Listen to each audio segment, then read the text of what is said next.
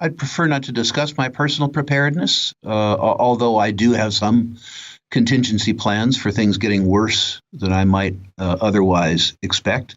And the truth is that there's no way of telling how bad things might get or where they might get. Or where they might get bad. So the first part of my answer is I don't know, and nobody knows.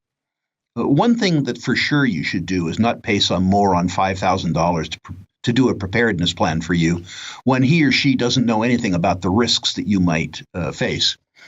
I suggest that the steps that were outlined in that wonderful underground pamphlet available online, PT had.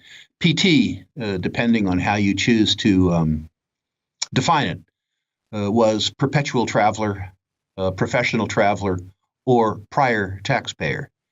And it involves internationalizing it. Our mutual good friend Doug Casey once said, your assets, your ass, and your passport should have 3 different countries on them. The idea being that you may or may not be able to choose a domicile that will be problem-free. But if you have 3 of them, you have 3 times the chance of doing the right thing. I need to disclaim the fact that I think that the probability of things going that wrong is extremely low. I'm an optimist. I think we get through all this idiocy. I don't think we get through all this idiocy unscarred, but I do think that we get through this idiocy. I remember asking the same sort of question of my grandfather in 1967 or 1968 when I was a teenager, and where, as I became aware of inflation, I became nervous about it, but where also you'll remember this country in 1967 or 1968 with civil disturbances, racial disturbances, the fact that I, as a young kid in California, was preparing to go to university where I might have to wear a gas mask to get to class. And I remember that as a 16-year-old, this had sort of a profound impact on me. I remember talking to my grandfather about what I should do and how I should prepare. And he said, you need to remember that every generation has had these challenges. My generation had a few challenges, little things, the Depression, World War II.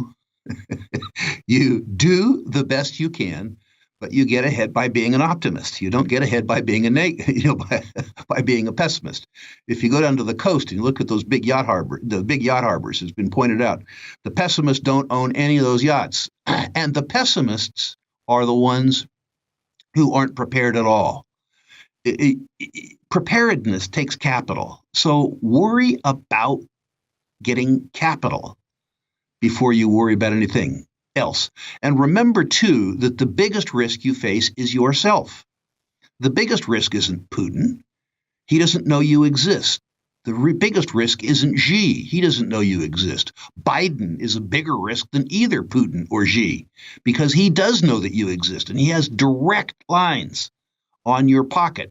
But don't be afraid of Biden either. I can't tell you, Dunnigan, how many people I've talked to who said, what's the point? If I do something, Obama's going to steal it, or,